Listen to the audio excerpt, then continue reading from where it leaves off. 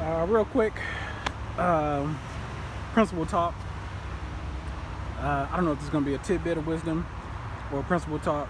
Tidbits of wisdom are on the shorter side. Principle talks are longer. I'm going to start out with tidbit of wisdom, and if it turns into a principle talk, then I will. I'll just have to edit and snip it. But I guess the tidbit of wisdom is this. You can do anything, no matter how bleak of a situation you seem to be in, no matter how little you think that you have, you can do anything with nothing. Okay? You can do anything with nothing. Okay? All you have to do is remove from yourself, remove from your mind, remove certainly from your mouth, the things that you say and speak, remove the excuse that you can't do because you don't have. Because you have everything that you need. Okay? Basically all you need is the breath that's in your lungs and the desire to do and have. Okay? You need the breath that's in your lungs and you need the desire. Okay? Dum spero, while I breathe, I hope. Because as long as you're breathing, okay? As long as you're breathing, you have the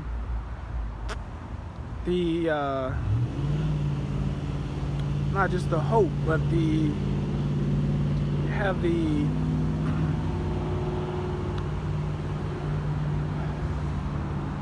the reason, the overwhelming reason to hope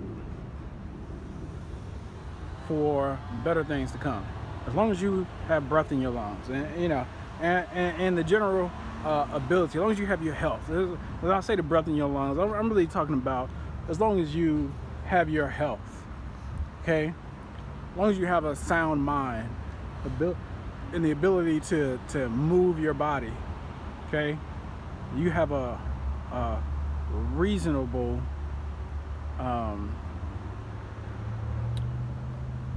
justification to hope to have whatever it is that you desire to have. Okay, so the place that I'm in right now is the place that I know that, and from anyone else's perspective, okay, from anyone else's perspective, the circumstance, the situation that I'm in now would be, it's undesirable.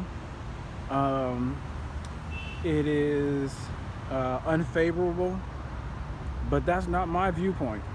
My viewpoint is from this very place, which seems to be a disadvantage, from this very place, this is the place from where I will secure my future and generate prosperity and wealth and secure the future for my children and my children's children and my children's children's children. Okay, at the very least, because that's what a great man does. A great man will secure the future for his children and his children's children. Okay, so this is the place, this is the point from where all that happens. Okay, because I don't have to start with a rock pile and end with a rock pile. I can start with a rock pile and create an entire beautiful garden. You understand what I'm saying? I move the rocks around. I dig up some earth. I plant some seeds. I water the seeds. I nurture. I look after. I talk to them, because you gotta talk to them, right? You gotta talk to the plants, right? You gotta talk to them because it creates relationships with the oxygen, and they have a certain amount of consciousness, not to the same level that you do, but this is scientific. They have a certain amount of awareness. Plants, like, there's consciousness in everything. Okay, even the rocks. It may not be the same level of consciousness as you as a sentient being, but there's a level of consciousness in everything. And as you grow in your awareness and in your consciousness, you will be able to realize and see that. And the way you look at the world will be different. The things that you see, the way you see the world will be different. See, if you change the way that you look at things, then you change the way things look. You just got to change the way you look at things, then you'll change the way things look. And that happens in multiple ways. Not only will the things that you're looking at will look different to you, but if you change the way you'll look at things, you'll have the ability to change the way things look in order to shape the things around you, people and the circumstances and everything that touches you. You'll be able to change it into your vision to a certain extent. There's only so far you can go, okay? There's a limit to your autonomy. You're never going to top the will of God, okay? The best thing you can do is get in alignment with it. That's the best you can hope for, okay? Because there's degrees of freedom. The people say that they don't have any choice because God's knowledge prevents them from having a choice. But you have choices within a limit. You have certain degrees of freedom. Doesn't mean you can do any and everything that you want, but within a limit, you can make choices and do the things that you want for good or bad, okay? You have choices. All right, that's a different topic, okay? Different topic. But yes, you don't have to end with whatever it is that you start with. You start with a rock pile, you create a garden. You plant the seeds, you cultivate it, you talk to it, okay? You exchange oxygen and carbon dioxide, okay? So you have a give and take relationship with it, okay? You're giving to it, but you're getting something else. You're gonna get that. You're gonna get beauty from that which you are cultivating. You're gonna have the satisfaction that comes with creating something, okay? Or helping to manifest something that wouldn't have otherwise been there. Because had your effort or somebody's effort not gone into it, it just would have remained a rock pile, and it would have just stayed a rock pile. But you came along and you had a vision of what could be and what you wanted to be, and you created something, or you helped manifest, because that's, for the most part, that's pretty much as people can do to create, is to make something manifest, okay, that had potential. You can manifest something that wouldn't have been there before, okay? And the better in alignment you are with the will of Elohim, then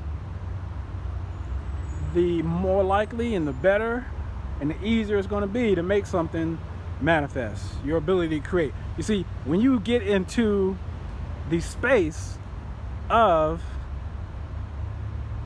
being creative, when you get into the space of creating or manifesting something that wouldn't have always, something that wouldn't have otherwise been there, the very act of being creative starts to line you up with the energy of the creator. You know, understand?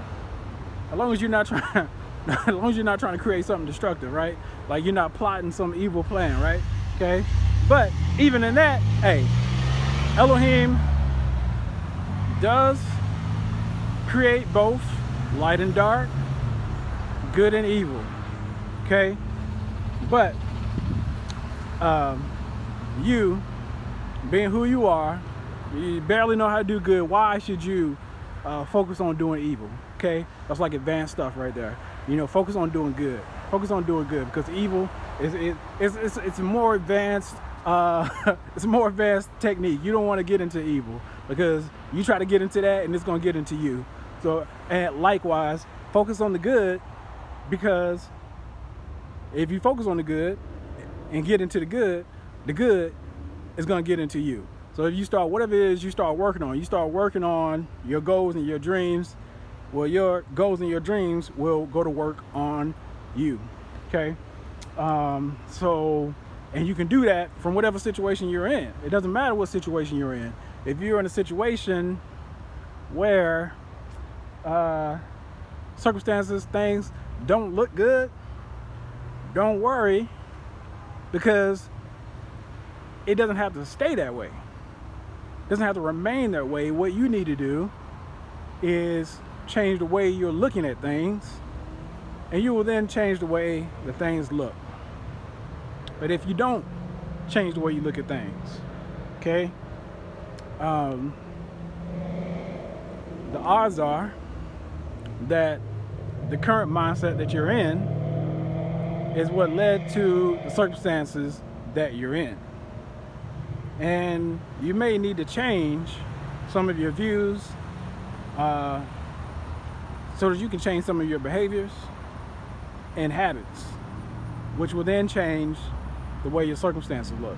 That's a tidbit of wisdom. I'm just going to end it right there. I'm not going to elaborate at this time further on the topic. That's it, man. Tidbit of wisdom. You know what I'm saying? You know what I mean? Yeah, I mean, you know, I want to give you just a little bit, just a little bit. You know what I'm saying? Because if I give you too much to chew on, you know, it's like, you know, don't force feed a baby. You know what I mean? Like, you just give it what can be handled at the time, a little spoonful at a time, and that's, you know, that can be digested. So that's why I try to focus on tidbits of wisdom and just give you just a little tiny bit at a time. Then you take that and you digest it, and then, you know, once you get that, then you come back for more, because I have plenty more for you, but I don't want to overwhelm. I don't want to force feed too much. Just enough, and that's it. There is one place that you have not looked, and it is there, only there, that you shall find the master. You sure look like a master to me.